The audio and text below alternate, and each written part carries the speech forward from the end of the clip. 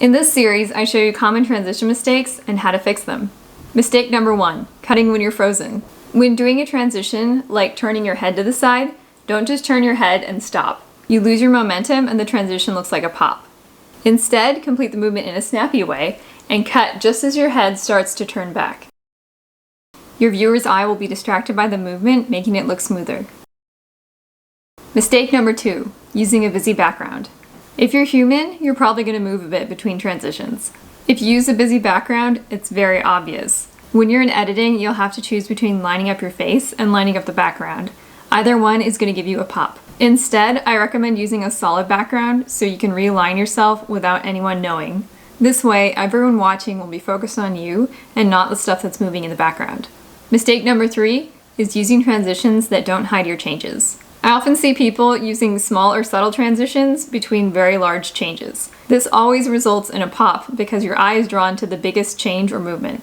Instead, try to use a transition to cover what you're going to change. This can also help draw attention where you want it. A small or subtle movement works well for a transition like adding earrings or changing your lip color. However, if you're doing a large change, like changing your entire outfit or hair, try using a bigger movement. A large transition can cover your entire face, your entire body, or the whole camera lens, and this will help distract the eye and avoid any pops during the transition. Mistake number 4, changing your pose. I often see people changing up their poses during transitions. For example, they might be straight on at the start, and in the next shot they might be completely sideways. This can be jarring and might draw attention away from where you want someone to look. Instead, I recommend keeping a consistent pose before and after the transition.